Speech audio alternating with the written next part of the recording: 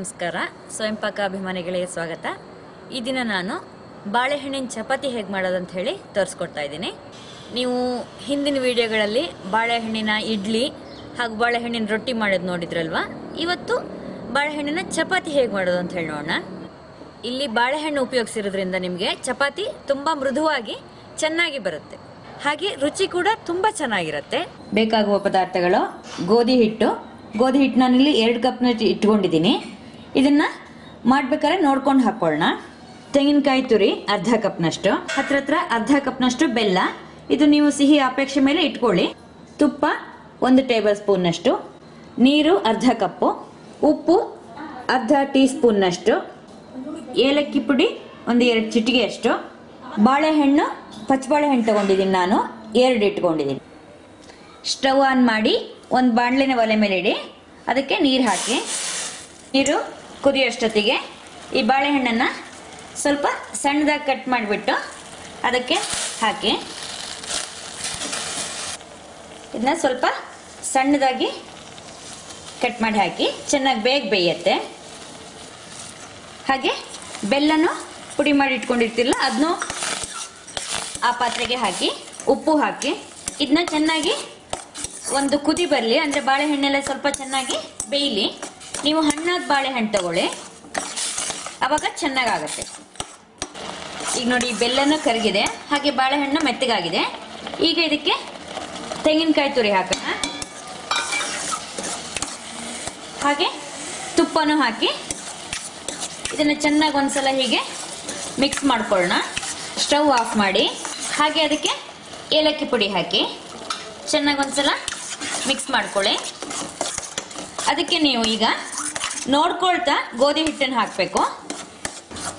ಚಪಾತಿ ಹಿಟ್ಟಿನ ಹದಕ್ಕೆ ಬರೋವರೆಗೆ ಅದಕ್ಕೆ ನೀವು ಗೋಧಿ ಹಿಟ್ಟು ಹಾಕ್ಕೊಂಡು ಕಲಿಸ್ಕೋಬೇಕು. ತೀರಾ ನೀರಾಗಿ ಕಲಿಸ್ಕೋಬೇಡಿ, ಯಾಕಂದರೆ ಆಮೇಲೆ ಬೆಲ್ಲ ಹಾಕಿರೋದ್ರಿಂದ ನೀರು ಉಡಿಯೋ ಚಾನ್ಸಸ್ ಇರುತ್ತೆ. ಮಿಕ್ಸ್ ಮಾಡಿಕೊಂಡು ಹಿಟ್ಟನ್ನು ನೀವು ನೋಡ್ಕೊಳ್ತಾನೆ ಹಾಕೋಬೇಕು, ಯಾಕಂದ್ರೆ ಬಾಳೆಹಣ್ಣು ರಸ ಎಷ್ಟು ಬಿಡುತ್ತೆ ಅನ್ನೋದ್ರ ಮೇಲೆ ನೀವು ಹಿಟ್ಟು ಡಿಪೆಂಡ್ ಆಗಿರುತ್ತೆ. ಸೊ ನೋಡ್ಕೊಳ್ತಾ ಹಾಕಿ ಕಲಿಸ್ಕೊಳ್ಳಿ.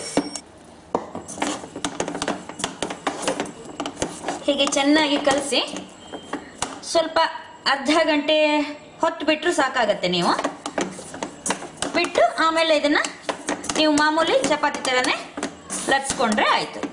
ಇದನ್ನ ತಣ್ಣಗಾದ್ಮೇಲೆ ನೀವು ಚೆನ್ನಾಗಿ ಒಂದ್ಸಲ ಹೀಗೆ ನಾದ್ಕೊಳ್ಳಿ. ನೀವು ಅರ್ಧ ಗಂಟೆ ಮೇಲೆ ಬಿಟ್ಟರು ಕೂಡ ತೊಂದರೆ ಇಲ್ಲ, ಚೆನ್ನಾಗಿ ಬರುತ್ತೆ ಚಪಾತಿ. ಹೀಗೆ ನೋಡಿ, ಇಷ್ಟು ಚಪಾತಿ ಹಿಟ್ಟಿನ ಹದಕ್ಕಿದ್ರೆ ನಿಮಗೆ ಸಾಕು, ತೀರಾ ನೀರು ಮಾಡ್ಕೋಬೇಡಿ. ಹಿಟ್ಟು ಕಲಸೆಲ್ಲ ಆದಮೇಲೆ ನೀವು ಅದಕ್ಕೆ ಸ್ವಲ್ಪ ತುಪ್ಪನ ಹೀಗೆ ಸುತ್ತನೂ, ಆ ಹಿಟ್ಟಿನ ಸುತ್ತನೂ ಹೀಗೆ ಸ್ಪ್ರೆಡ್ ಮಾಡಿಬಿಟ್ಟು ಅದನ್ನು ಸ್ವಲ್ಪ ನೆನೆಲಿಕ್ಕೆ ಬಿಡಿ. ಹಿಟ್ಟು ಕಲಸೆಲ್ಲ ಆದಮೇಲೆ ಅದನ್ನು ಮುಚ್ಚಿಡಿ. ಈಗ ಈ ಹಿಟ್ಟು ಹತ್ರ 1 ಗಂಟೆಯಷ್ಟು ನೆನೆದಿದೆ. ಇದು ಕನಿಷ್ಠ ಪಕ್ಷ ಅರ್ಧ ಗಂಟೆ ನೆನೆಸಿದ್ರೆ ಸಾಕಾಗತ್ತೆ, ಅದ್ರ ಮೇಲಾದ್ರೂ ತೊಂದರೆ ಇಲ್ಲ. ಈಗ ನೋಡಿ, ಹಿಟ್ಟು ನಾನು ಗಟ್ಟಿಯಾಗಿ ಕಲಸಿದ್ರಿಂದ ನೋಡಿ ಈಗ ಚಪಾತಿ ಹಿಟ್ಟಿನ ಹದ ಸರಿಯಾಗಿದೆ. ಸ್ಟವ್ ಆನ್ ಮಾಡಿ ಕಾವಲಿನ ಬಿಸಿಗಿಟ್ಕೊಳ್ಳಿ. ನಾನು 2 ಕಪ್ನಷ್ಟು ಹಿಟ್ಟು ತಗೊಂಡಿದ್ರಲ್ಲಿ ನೋಡಿ ಸುಮಾರು ಹತ್ರ 1/4 ಕಪ್ನಷ್ಟು ಉಳ್ಕೊಂಡಿದೆ. ಈಗ ಇದನ್ನು ನಾವು ಲಟ್ಸಕ್ಕೆ ಬಳಸ್ಕೊಳ್ಳೋಣ. ಆ ಹಿಟ್ಟನ್ನು ಒಂದು ತಟ್ಟೆಗೆ ಹಾಕೊಳ್ಳೋಣ. ಸ್ವಲ್ಪನೇ ಹಿಟ್ಟು ತಗೊಂಡು ಉಂಡೆ ಮಾಡಿ ಇಟ್ಕೊಳ್ಳಿ. ಈ ಹಿಟ್ಟನ್ನು ಉಂಡೆನ ಒಂದ್ಸಲ ಚೆನ್ನಾಗಿ ಹೀಗೆ ಪ್ರೆಸ್ ಮಾಡಿಕೊಂಡು ಹಿಟ್ಟಲ್ಲಿ ಹೀಗೆ ಒಂದ್ಸಲ ಅದ್ಬಿಟ್ಟು ಇದನ್ನು ಮಾಮೂಲಿ ಚಪಾತಿ ಥರನೇ ಲಟ್ಸ್ಕೊಳ್ಳೋಣ.